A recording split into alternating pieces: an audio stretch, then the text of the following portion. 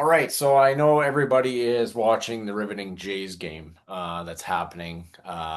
We were just talking, Matt and I, just before we press record here, before I pressed record, that, kind of reminiscent of 2022. And I had somebody of the wild card game versus Seattle, but this is the regular season. The Jays are taking that hockey. Um, yeah, the gap for those who like baseball uh, away. But I have Matt now on from the Winkler Flyers today to bring you on, tell your story, and go from there. I know again when we talked a few months ago, you're a Briarcrest guy, so that'll be an easy transition into some other things, and we'll kind of take it from there. So I'm not used to seeing your hat on, so I'll see you behind the bench, parted to the right, Yeah. and that sort of thing. But yeah, good to have you on, and welcome to the show. Yeah, thanks a lot for the invite, Steve. It's yeah, I know it's been a long time coming since you reached out to me first, so thanks for your patience and looking forward to chatting with you. Yeah, mo most definitely. So, kind of what got you interested into hockey and kind of that coaching and again, I didn't do too much research on you, but again, that's why I get you to come on and tell your story. And I again, Briarcrest guy and degree in counseling. So, how does that all kind of fit? Yeah.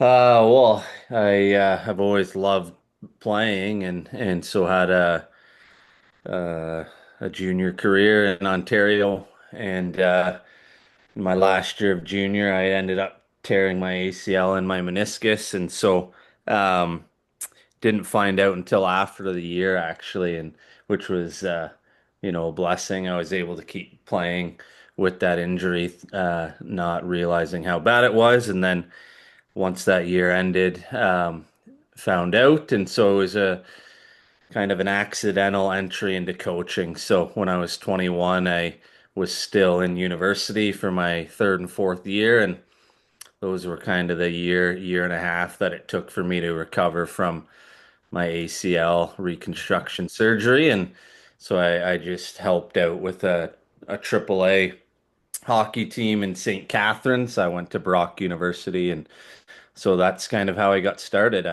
I coached 2 years for the Niagara North AAA hockey organization in St. Catharines, which was an absolute blast. Kind of got to start to learn the game from a different perspective behind the bench and coaching young kids, starting to understand, oh man, I have to break things down, the technical side of the game. I have to learn how to teach. I have to learn how to communicate, use language that these kids are gonna understand. And so it was a really cool first gig that I had into coaching and really just fell in love. I throughout that time, uh, Briarcrest had been reaching out to me for a few years to keep playing, and so I I did, make an attempt at a comeback for a semester there. I came at Christmas one year, I think 2014 maybe, back at Briarcrest, and it just wasn't the same. Didn't have the same explosiveness, and I just realized it was time to hang him up. And I had loved coaching, so um, kind of got into a career job, continued to coach in the minor hockey grassroots system, and that's really how it began. Just coaching minor hockey in my local community, taking on a skill development role through the board in my local community, and just a few other skill development roles, and then ended up getting my first junior job around 24, 25 that started out as an assistant role, led into a head coach role, and I had the bug. So, been at a few other stops along the way with Briarcrest, Western, and now in Winkler. That's it's a crazy journey, but yeah, you say you get that bug. So again, communication with players and that sort of thing. It must be a fine balancing act. Yeah, I think for me, like I think maybe what draws me to the different things that I'm passionate about would be relationship. So when you think about sport and the leverage you have through sport to invest into people's lives, that that's a huge passion of mine to get to walk alongside, young men in my earlier days, both young men and women.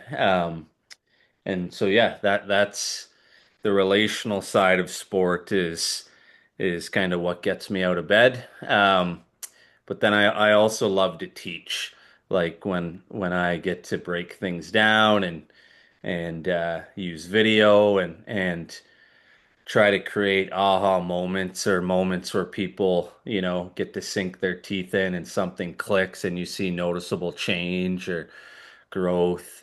Um, at an individual level or collectively as a team.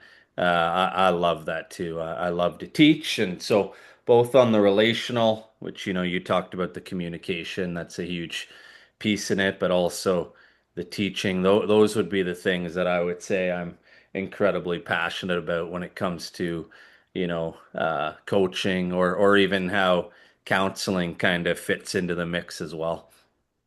Yeah, and I mean, Winkler coming off the championship, and then the head coach there at the time, he goes on to other things. You come in, and again, there's the 20-year-olds that graduate, but there's a culture that has been set there. I was in Winkler when they beat Steinbach on that fourth game, and just the passion of that community. Um, I'll admit, maybe secretly I wanted you guys to get, it's good to spread it around, and that culture that is there in Winkler, that only breeds that success, would it not? Yeah. Yeah, it's obviously coming from Ontario, you know the league or you're aware of it, the MJHL, but yeah, so I'm aware of Winkler as well, but really don't know too much about Winkler, right? And I made a pretty quick decision. Thankfully, the board took a chance on me and brought me in fairly quickly, and it just seemed like such an incredible fit. It's been a huge blessing for both myself and my wife, and on so many different levels. It's just feels so perfectly orchestrated. But you speak about the community and the passion they have in Winkler for the Flyers, for sports. Um, it's yeah, I don't know if there could be a better junior hockey job.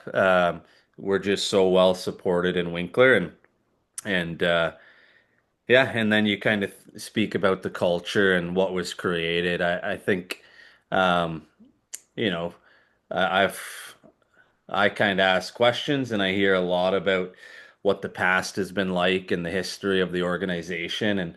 And certainly I know quite a bit more about the 3 years prior to me coming with, the Justin Falk regime and the board that came in kind of at that same time as well. And it's just really cool. I have a ton of respect for Justin, the man that he is, and the hockey mind that he is as well, and what him and Ryan White and Colton Bates and Eric Fair created there and established there in terms of the culture. It was about as high level as you're going to see at the junior A level. Just a real demand for excellence, a really high standard.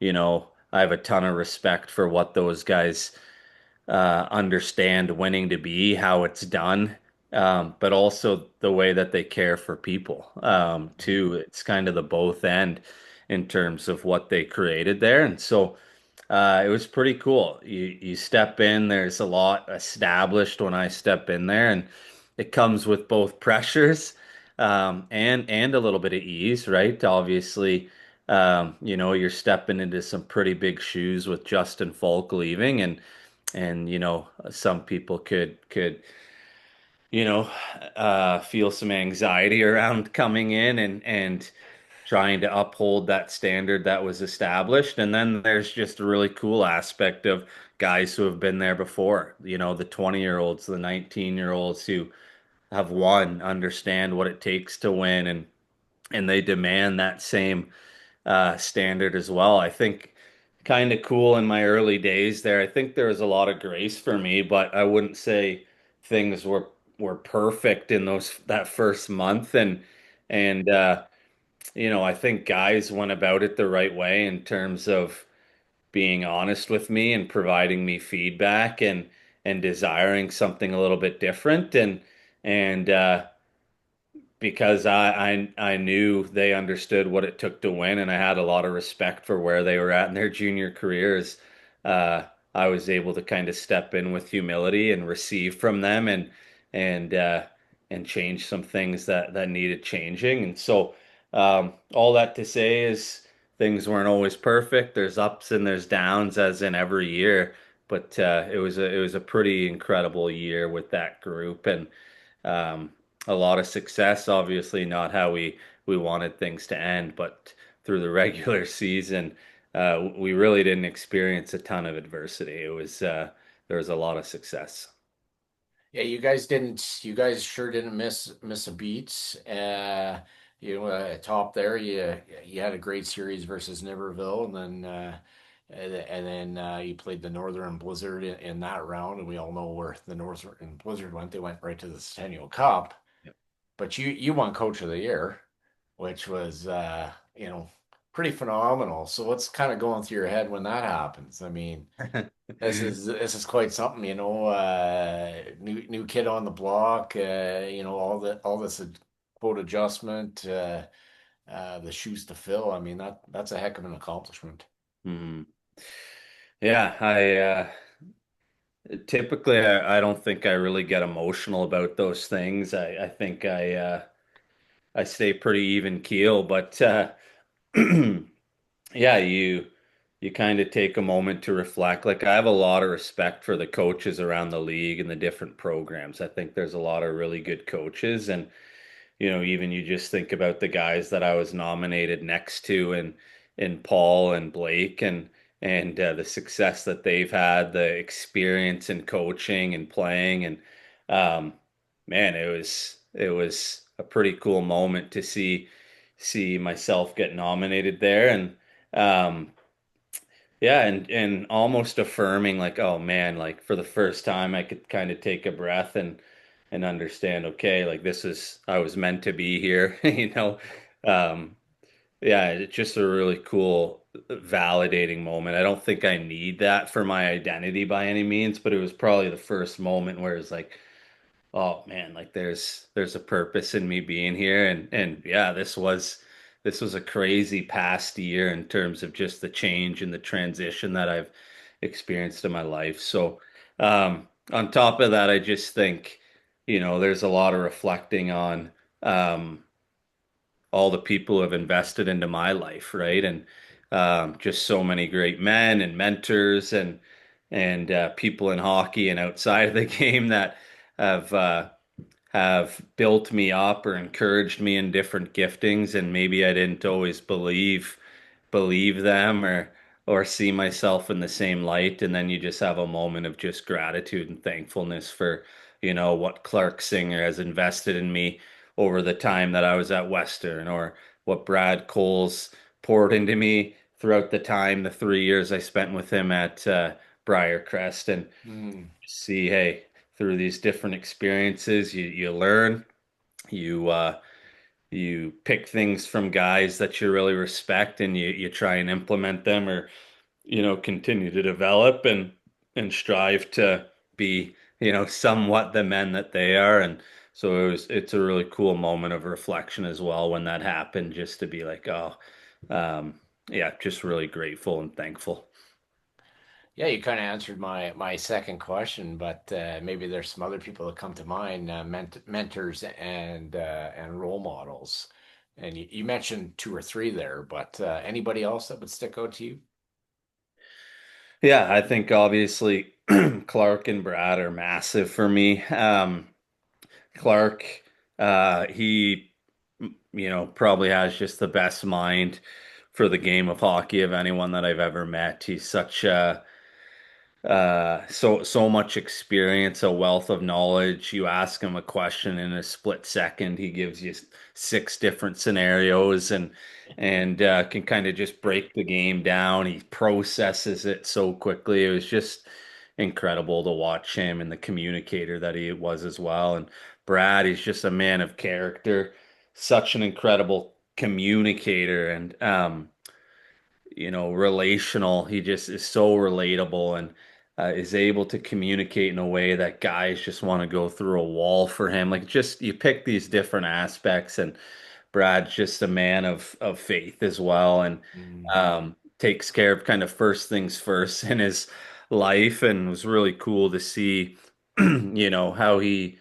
prioritized his faith and then his relationship with his wife and his family and then hockey, and or people even before the game. And so learned a ton of how to manage from him as well. And other than that, I think probably my brother Andrew.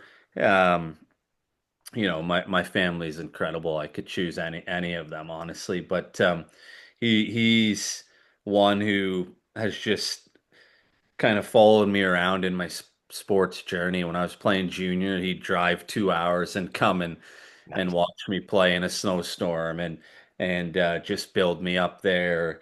Everywhere I've coached, he's taken a few days and flown out and supported me there. And he's the lead pastor at a church actually. And so there's just such Oh. cool gifting that he has as well, just wisdom over his life. And, you know, um, Mm. something that I really take from him again would be just the way he communicates and tells stories and builds out um, what he's saying to get buy-in and to get people to relate as well. And but also just being a soundboard for me. He loves sports. He loves hockey, and so anytime I just need to chat life or sport, he's got an ear for me, and it's just a huge encourager in my life. So, there's tons where I started AAA hockey.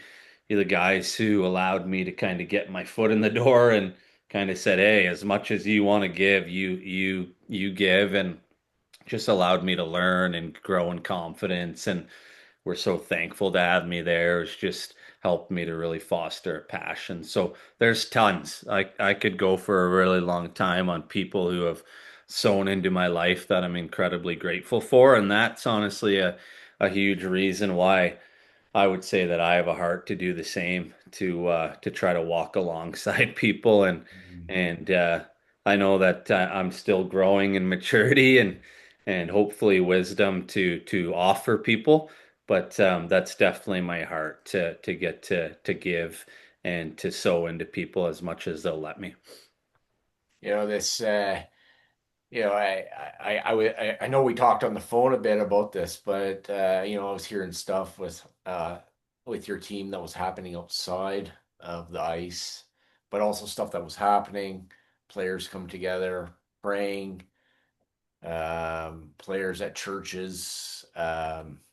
So how do you kind of incorporate your faith into all that yourself? Mhm. Yeah, yeah, that's a great question. I think, um, honestly, I wouldn't say that I I speak about it too much. Like I think I try to live it out. I think I try to demonstrate love and I try to hold myself in a way that it reflects my relationship with Jesus. Um, Certainly, there were a lot of guys who I knew on our team this year that had expressed a desire in faith, or I knew were Christians or believers. And so, in those relationships, I know there's a desire for mentorship. And so, um, I would meet those guys where they're at if there's an opportunity for me to talk faith or talk through the Bible or encourage and build up in that way, then certainly I would be available to do that. But I wouldn't say that I push that on anyone, or I wouldn't say that I'm speaking about it consistently with my team. I know that there's different guys who are in different spots, and for some guys, it's not for them, and that's okay. Um, I think they would be very aware of where I'm at. Um, but I certainly don't want to make people feel like I'm pushing it upon them, and I just want to live it out in my life, so they might be able to say, "Man, there is something different about that guy's life. What is it?" And maybe ask questions. And so that's kind of where it's at. I have a lot of admiration for our group. Like I think I prioritize character. I talk a lot about being good men. That's really important to me, and yeah, our group's not perfect. I'm not perfect. I make mistakes throughout the year where, maybe the character that I want to reflect, I fall short. And we do as a team at different moments. But for the most part, I can truly say I believe our group uh, cared for people incredibly well. They were incredible members of the community. They were ambassadors for the sport. Like they were just good men, good to people, and that was just a huge highlight of the year. And then on the faith side, I think guys took ownership themselves. Like, um, yeah, different guys in really cool spots in their relationship with God and starting Bible studies on their own. The stuff that happened on the ice, I would honestly probably steer away from the public display. That certainly wasn't coming from me. I'd be quite fine if guys did it behind closed doors after the game, but I I admire them because then you start to see the community digging in. You start to see um, young kids seeing these junior hockey players praying on the ice, and the testament that is, the testimony that is to, their relationship with God and what God's doing in guys' lives. And so it was a really, it was a really special thing. When it first started, I was a little bit like, oh man, what's going on here? And then start to reflect on, um, I think God is being glorified through this. I think God's being honored through this. And so it's a really cool thing. And so yeah, just really proud that our guys were bold enough to do that this year. And that was on them. They took ownership in that as a group, and it was a really special thing. Yeah, because we often see that in football. Man, no big deal. Come to the 50 and we'll Yeah. say a prayer after the game. But in hockey, like, are you kidding me? And like, you guys aren't the only team in the MJ doing this, but I think you guys started some of this. So that's why I'm hitting on this. And I was dying to talk to you about that because like, wow, we like this is huge, right? And Yeah. so Yeah. um Yeah. that's I kind of used to steer away from these things on the because this is sports, but I do think there's a movement of faith of God happening, Hmm. and Hmm. it's happening in junior hockey. I'll just say it. Yeah. Yeah. Yeah. I agree. It was certainly evident in our locker room that guys are craving for something. Guys are craving for something more, and but I also just kind of think it's a testament to the Winkler community too. Like my wife and I kind of chat. I'm like, "Hey, hon, I think you're really gonna like this community." Um, I I lived in Cairnport, and that's a Bible college town. So it's a really unique experience. It's almost a bubble there. Um, just You, unlike you and anywhere. me both. Yeah. And so this was the closest I think you're ever going to experience to Cairnport here in Winkler. And you're in a lot of establishments, and there's gospel or Christian worship playing in Canadian Tire or Walmart or coffee culture, and um just people who are really open about their faith, probably unlike anywhere that else that I've experienced. And so I think, yeah, a lot of it just has to do with how safe guys feel in this community as well to maybe be themselves. Yeah. I think you're definitely right with that. The testament, and yeah, there is that openness because there are more people that are more let's just be honest, more accepting of it Yeah, yeah, in absolutely. Winkler Yeah, and surrounding areas. So yeah, yeah. that's good. Uh, any we'll kind of transition here a bit. Any pregame superstitions that you have?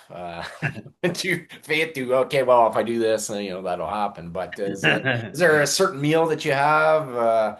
Do you wear the hat backwards on game day and then comb it just before you go onto the bench? Or No,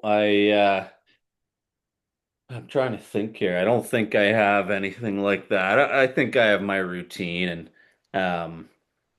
yeah, I certainly still like my pregame nap. Um, I would say maybe just the pregame nap. I feel like I I feel really deeply, and I would say I'm a pretty sensitive guy as well. So um, it coaching takes an emotional toll on me. I would say at the end of games, I'm exhausted. There's a lot of games after the first where I'm like, oh man, like I'm feeling this, and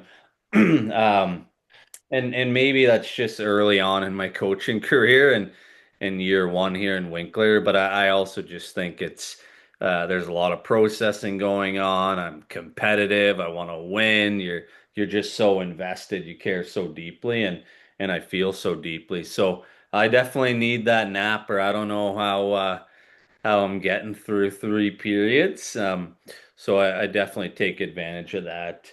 Other than that, I just think a routine of preparation. Just I want to make sure that I've got everything squared away from the video, from my talking points and pregame meetings.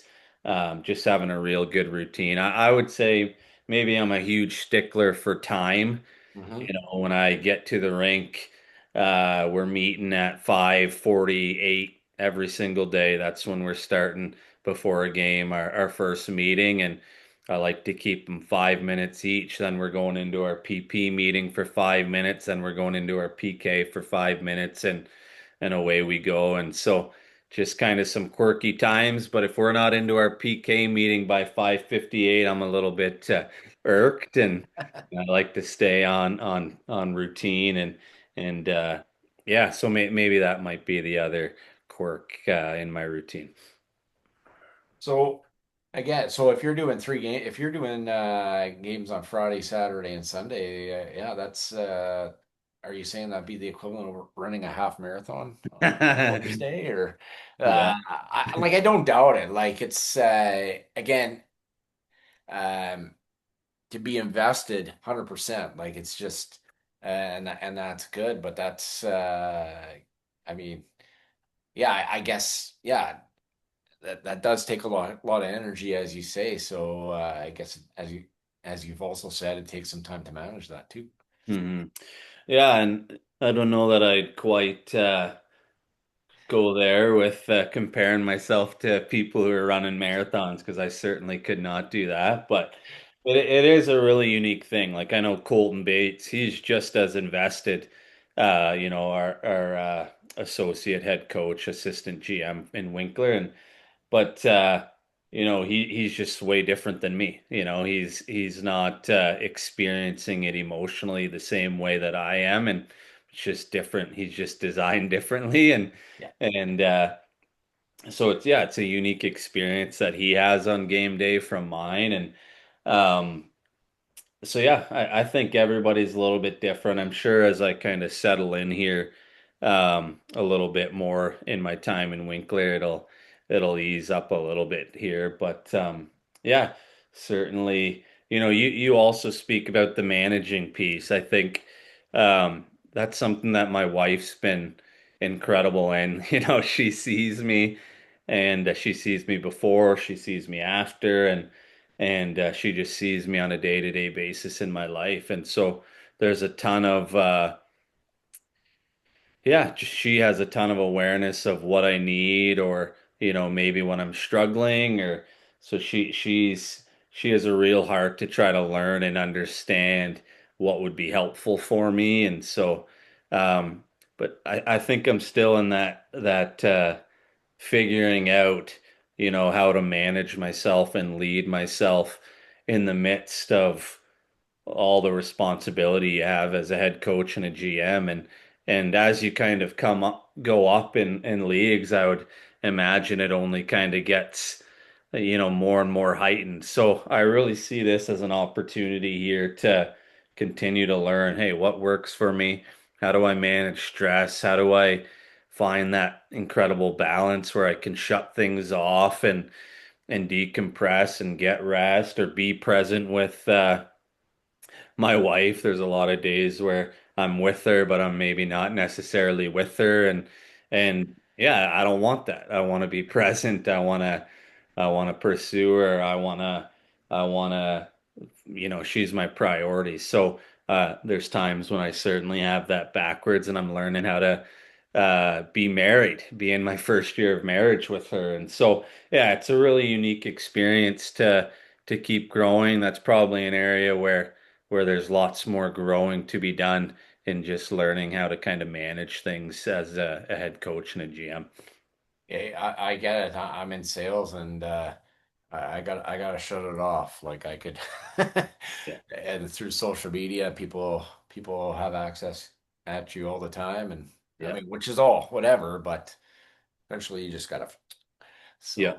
So Yeah. I totally get it. So yeah, so you're newly married then? Yeah. Hey, So congratulations. I got married in December. So uh we uh we I proposed to Caitlin, my wife, just before coming out to Winkler here, and then we got married December 27th. So we were home for a few days and then went right into the wedding, and then the next day we were back in Winnipeg for a little 2-day honeymoon. And yeah, it was I'm pretty grateful to her for what she took on and moving across Canada, and yeah, she's been a huge blessing to me. Things got way better for me as soon as she moved to Roland with me, that's for sure. And Yeah. but yeah, so we got married just with close family, just immediate family, and then actually July 19th we'll head back to Ontario and we'll do a bigger wedding, a bigger ceremony Nice. with all of our family and friends, and a little bit more of a typical celebration, so to Yeah, yeah, speak. yeah. Yeah, Hey, when it works, you get married on the fly during hockey season, yeah, and there you go. yeah, yeah. Uh, so She's that's just learning all about hockey, the ins and the outs. I think it's a little bit shocking to her, but she's been a trooper and a huge fan. But yeah. certainly, I think it's a little bit shocking to her how much capacity it takes, and just exactly what it looks like to be married to somebody in a role like this. But yeah, she's been incredible. Because the perception is, um, just generally, and again, I've never coached, but it's like, well, it's only the 2.5 hours and on games, and again, we've billeted for the Pistons here. I understand how much time the coach is at the rink, how much they spend. There's a lot going on here. A couple of years ago, I was outside Princess Auto Stadium, and Michael Shea walks out. This is on a Saturday night, and I think they had just played. What's he doing? He's probably going over film. Like there's no, yeah, there is no downtime. Yeah. That's why you gotta prioritize, I guess, as you were saying, right? Yeah, well, you can certainly be busy all the time. Like it's almost one of those things like there could always be more to do. You could, if you wanted to never be satisfied and continue to sink your teeth in, you really could. So it almost, if you're kind of driven in like I would say that I'm a bit of a perfectionist. So um you can just really take that way too far, right? And can never be good enough. Um and ultimately I just think it does more harm than good.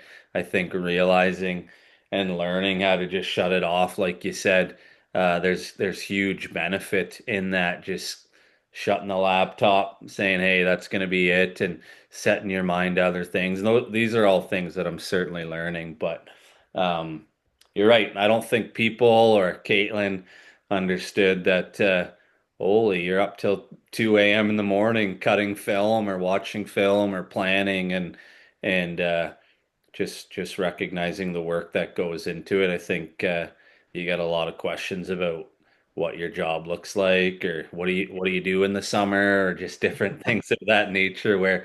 And I understand it. It's like, don't get me wrong. I think this is the best job in the world, and I'm just so grateful and privileged to get to do this. I know. There's someone just made a joke the other day about yeah, some of us have real jobs, and so I certainly know the 9 to 5 and people who kind of grind it out. There's just a different aspect, but this is certainly something that I love to do. It's hard work. I invest a lot into it, but it's also the greatest job that I could ever imagine having. Right, because you have your passion of coaching, doing all of that, taking your playing experience, and then, as you said before, relationships Yeah. and seeing that blossom from there. I know I don't have a Tim Hortons, but that's like a double double. I mean, you know what I'm saying? Like it's just that is that's crazy good. Yeah. I think. Yeah, yeah. Hey, I wanted to ask you, you obviously talked about being in sales Yeah. and you've just spoke to, your experience of, being accessible to everybody and you've had to learn how to shut it off as well. So what have you done uh as you've gained more and more experience and more life experience, like how have you learned to kind of find that perfect balance or shut it off? Yeah, I think putting a phone on silent and then just telling, customers, hey, I'll be in the store, um, Nice. these particular times, what have you, and then yeah, as soon as I come home, I know the kids are always graveling for my attention, and Yep. especially in summer, wanting to go to the park and just knowing you can put in a honest day's work for that day, and there's nothing more you can do, and then let's get on to the next one when the next day arrives. Yeah. Yeah. Not waking up at 2 o'clock in the morning and thinking, well, okay, how's the day going to unfold? Because that Yeah. was happening. So Yeah. it's Yeah. it's not that is not healthy Yeah. at all, right? Because at the end of the day, it's just a job. Yeah. Yeah. So got to have that work-life balance somehow. Hmm. Hmm. Yeah. And it sounds like you've kind of brought up just that boundary setting as well. Yeah. Those healthy boundaries that you've just learned how to establish and so yeah, that's really cool insight. I mean, but I will say I was in the winner's dressing room. I was trying on a pair of shorts, and I had a customer call me, and I'm like, "Well, that deal ends today." So I like going to work my day off. I read it up, and that's all I'm like. And then on to the next thing. Again, day off during the week, and then it was okay. Son has an appointment, and went on from there. But then I found out that that sale actually continued for the next day. But I honestly had no idea. So there I jumped to the pumps. So, Yeah. but well, it's a commission job, so Yeah. Yeah. uh, that's how it Yeah. goes. You got to do it sometimes. Hmm. It's definitely it, but yeah, there is a bit of thrill in that, but sometimes you can get a bit carried away. Hmm. Yeah. Um, but yeah, it's being well known in the community too. Yesterday I was at Canada Day celebrations. I had two people come up to me. Really love the washer and dryer you sold us. And I know these people for 20 years, and I know the other ones through my wife's school. But it's like, okay, like I'll look around and it's like, okay, well, so it's just I sold this person, and sometimes I'm like, I just got to keep it straight. Yeah. Yeah. So yeah, it's just kind of one of those things. Yeah. Yeah. And how long have you lived in that community? Because I'm sure that when you stay in one spot for a long time, I'm sure Hmm. I've seen different people in Winkler. It's like everywhere you go, you know somebody. So I'm sure that doesn't help if you've been there a while. Yeah, so I lived here since 2009. Okay. So it's and then even bomber games, like I'll walk in, I'll see like five people I know. My parents came to a game last year. My mom goes, "You sure know a lot of people."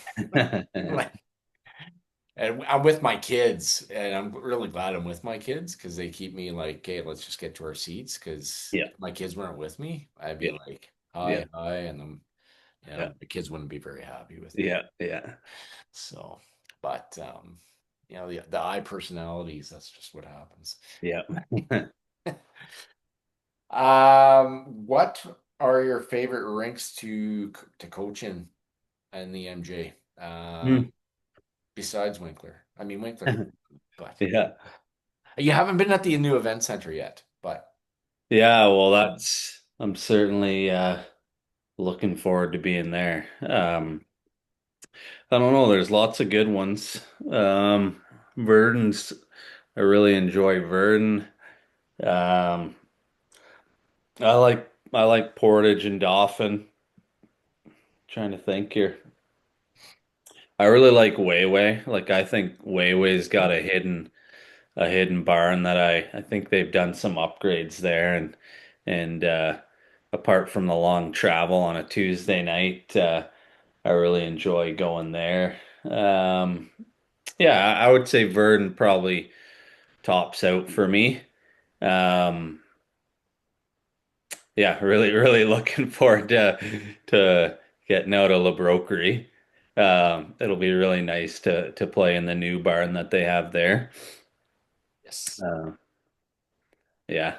Uh, And yeah, I'm actually really looking forward to playing at Centennial as well. Icon Arena, I would say I like playing in some of the opposing rinks more than at home. We certainly feel really privileged to get to have a rink there to play out of while ours is under renovation, but it just not a ton of energy. It's not really loud. You can't hear the fans. It's a bit of a bummer that we had as team as good as we did last year and it just seemed like there's not a ton of seating. You can't really hear the fans. So it'll be really cool to get into the Centennial and hear the atmosphere, see the character of the bones of the structure so yeah, looking forward to getting back in there as well.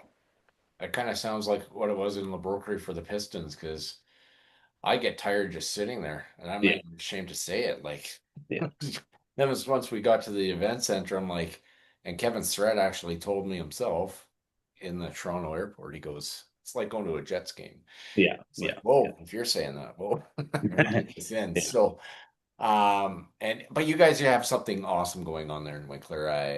On my page there, there's a guy from Winkler who posts some stuff and, some short-term pain for long-term gain, as I Yeah. say. Yeah. So, Yeah. Well, definitely to have to kind of be in this situation for a year and a half or whatever it's going to end up being for the outcome of, a newly renovated rink, like you said.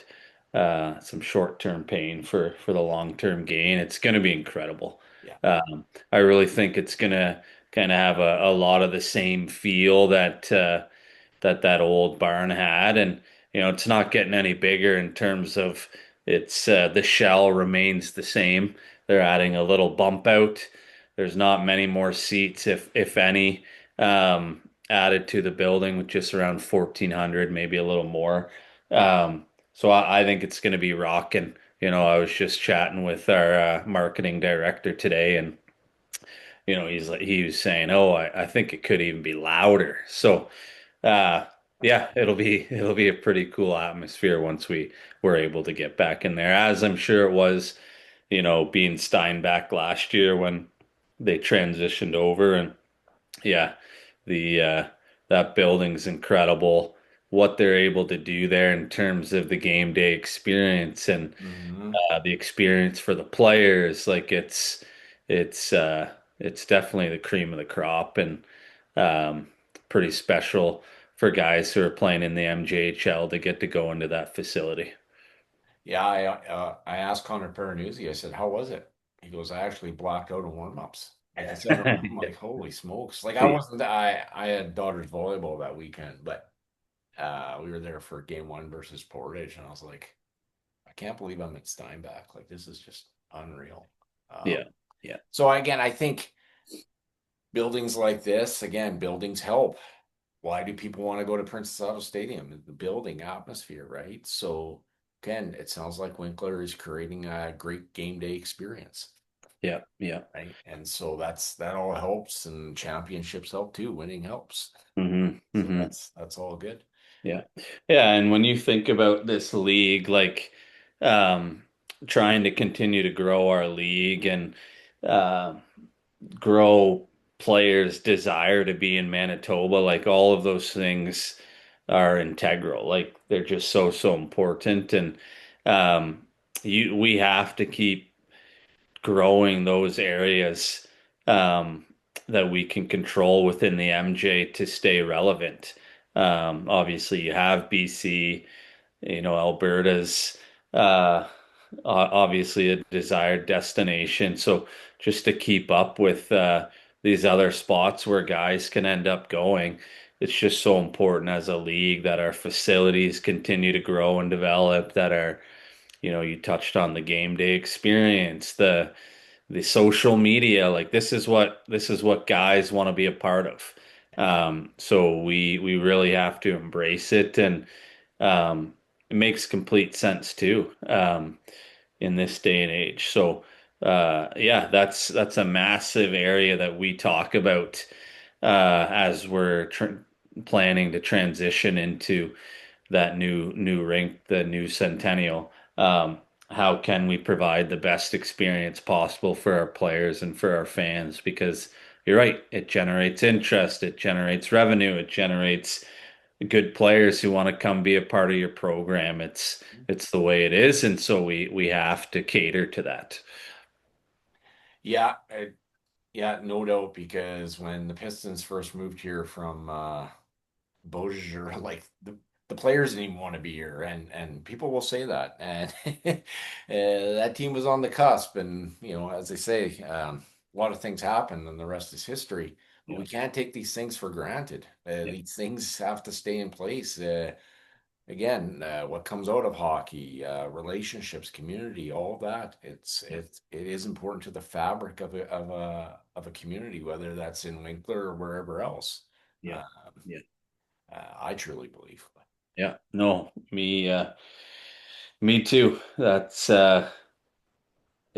why I love and I do what I do, because I feel that same way. I know that for a lot of people, maybe it just sounds cliche, but when you get to invest into future leaders, right? Leaders in workplace and community and in sport, I mean, that's just the reality. It's true. A lot of these guys that you get to coach and walk alongside, they're not going to be hockey players forever, forever, and wherever they end up, you hope that you invested something that is going to help to make a difference, right? And so I agree completely.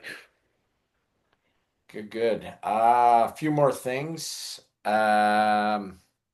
What did anybody that lives in Caronport, and again, you may touched on this a bit. What did Caronport mean to you? Hmm. Yeah, I think it meant a whole lot. Uh, Yeah, like I would say kind of interesting. When I went back as a coach, I actually didn't really want to go. It kind of just happened. Really, I had a few other opportunities and just I don't know. I was encouraged by some different people, and I just ended up making the decision. I was going through some maybe challenging or difficult times in my life, and I just ended up in Cairnport. It's a little bit of a blur how it happened. I know, I know, my faith kind of informs my feeling of why it happened. But all that to say is, It was just an incredibly transformational time in my life. Um, the most maturing that I've ever done in my life as a man, spiritually, occurred during my time there. It was really interesting. I, uh, I had hoped to be the head coach of that program, and I thought I was ready. What I didn't realize was it's not really about hockey being the head coach of that program. It's about um, walking alongside men in their faith journeys. The hockey's kind of secondary. Um, and I was not ready to support guys in that aspect of their lives because I was just a baby in that aspect of my life. And so there, I had just such incredible growth. I've talked about Brad, the head coach, who I came under his leadership, ended up developing an incredible relationship with him. He's my best friend today. And so he's a man who just played pro hockey, um, just an incredible man of faith.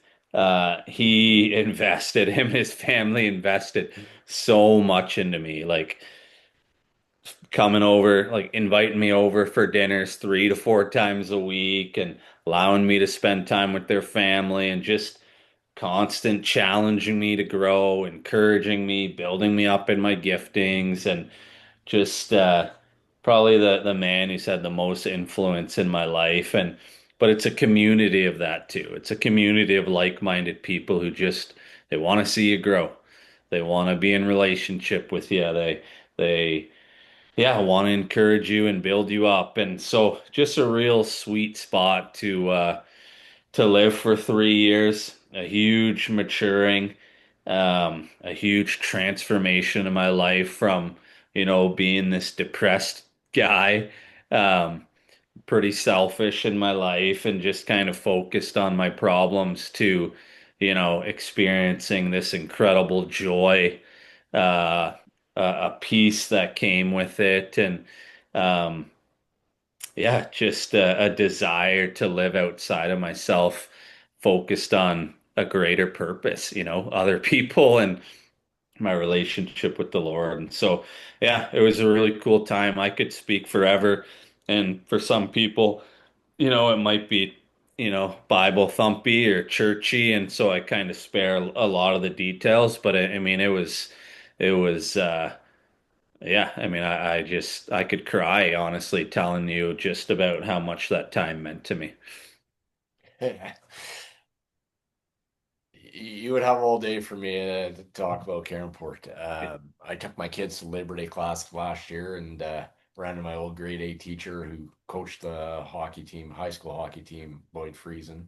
Oh yeah, Just Lloyd. ran into him like I'm at the rink. I'm like, I got to get into that rink. It's the second time I looked to my right and there's Lloyd. Yeah, And I take a photo and he hasn't aged in 30 years, people were saying. And yeah, I get it. Um, I get the emotion, Matt. I yeah, truly do. And yeah, that's why I ask you because I mean, I grew up in a Christian home, but I don't think without that place, I don't think I would be where I am either. yeah, yeah, So, yeah, yeah. Yeah, Lloyd still had the big mustache, or uh, I think he did. I can quickly look, but I just looked at it the other day for some reason. yeah, But yeah. yeah, So but yeah, he it's he ran the crazy. rink in my time there, and had Okay. a really good relationship with Lloyd. You're right. He's a good man, a great big smile. Yeah. Spent quite a bit of time with him actually, and really fond of Lloyd. Hmm. And I'll be honest, when I was in grade eight and he was my teacher, I was always scared of him. But as the years have gone on, times I ran into him years prior, it's all good. It was Yeah, fine. yeah, But yeah, I mean, there's the Hindereggers that are there still there, and other profs, and but yeah, very very fundamental and time there that has created a great foundation for many people, including you. yeah. That's cool. I didn't quite. I don't think I was as aware that you had such a connection there. I think it kind of slipped my mind or forgot that you had mentioned that, but that's a really cool connection. And I've heard a lot of people in Mm, this area, have similar connections and fond memories of their time there, or know somebody who has. right. There's Stan Peters as well, who runs Yeah, the athletic department. yeah, I had him on, and it's just like, holy smokes, like these people. And like, um, again, when the Humboldt bus crash happened, I had a guy reach out to me. Head coach was from Briarcrest, so I confirmed this with Jana Pullman. That's her maiden name. Ellery Pullman's yeah, daughter. yeah, yeah, yeah, Yeah, it's true, Steve. It's a very sad day here, and that brought me back to some other things. Uh, and it's just like, holy cow! Like again, once you leave, once you leave Careport, it's kind of always with you. yeah, It truly is because yeah, you remember those times. yeah, yeah. Well, and that's one thing that I really value about that place is, they have a mission of equipping people and sending them out. And so, you know, they live true to that too, right? Where it's kind of a very fluid community where people come and then they leave, and it's a unique spot like that. But typically, when you leave, if you allow it, you can certainly go there and not be impacted at all. I've seen that happen, but I've also probably seen more the share of people who had no idea what they were coming there for, and uh, and then they're leaving completely changed, unaware that of what they're in store for when they walk through the doors, right? And so it's cool to just hear the stories of people who have left that place and now wherever they are, that impact is now impacting their families or the people in their care. That's I think what's so special about that place too. Well, Emery, who's the head coach of the York Terriers, spent time there, and I Okay. asked him the same question I asked you, and yeah, I'll have to go back on the interview, but I don't want to misquote. But it did have a an impact on him. That was basically the gist of it. Yeah. Yeah. So yeah, that theme does run consistent. So Okay. I didn't know that. That's cool. I yeah, didn't so know. I had a guy reach out to me. He's a bright. He's a guy from Carenport. You got to get him on. Okay. That's Quickly I go and so but yeah, that is so good. That's awesome. Um I guess as we end here, favorite NHL team Oh man, on a I'm lighter ashamed note. to say I take a lot of flack for this, but being a good Ontario boy, obviously the Toronto Maple Leafs, I don't think there's any other team, right? Yeah, so where's your Mitch Marner jersey now? Oh man. You know what? I'm not all that disappointed. I'm on the camp of if he's your second best player or whatever, it's get pretty tough to win the cup with him. So yeah, I'm more disappointed we didn't get anything for him. He left for free, but I don't mind that he's out the door, that's for sure. He's a good player, but probably not the type of player that I think you win with. No, he seems kind of about himself. I'll just say it. Uh, Yeah. Yeah. so um and I truly believe the Leafs are close. If they would have won game three versus Florida, I think it's different. I think we all know this, right? I'm not saying they would have beat Carolina, Yeah. but it's one of those things. I'm still not over the Gretzky goal in '93. So I walked up and down Larch Street after that game. I was like, I can't do this. Uh, Yeah, that's a long time to harbor those feelings. So it is, but more recently the three goal loss in 2013 versus Boston. So that was the other one. But yeah, yeah. yeah, I'm not sure. Well, I mean, there was Borshevsky when he scored in Game Seven, so that was huge. But I'm I trying to don't, think of it. I'm not even sure what that one is. That's when they beat Detroit in the first round. Okay. Yeah, I'm trying to think of some nice moments here, but There's not been many, no, unfortunately. no, no, there definitely has not. But Yeah, it's yeah, I mean it doesn't make any sense for the Raptors to win a championship before the Leafs. I know it's been since '67, but come on. My wife was just asking me like, why are you so invested in the Leafs? Like, why do you care so much? I'm like, huh? Like, I just want to see them win one time in my lifetime. She's like, she doesn't quite know hockey, so she was like, Matt, like, obviously they're gonna win. And like, they haven't won since '67. I don't know if they're gonna. Right. Yeah. And but you know what? You go back to the Red Sox, it was 86 years. So I mean, you know what? It's still a ways to go yet. You know, it's but it can happen. Yeah. But to be honest, I didn't think the Bombers would ever win a Grey Cup again. So when 2019 happened, so that was prime. So you just never know, right? And that's the beauty and agony of sport. Yeah, absolutely. Good, good. Well, this has been awesome, Matt. I have just really thoroughly enjoyed having you on, and this has been awesome. This has been great. Any final words?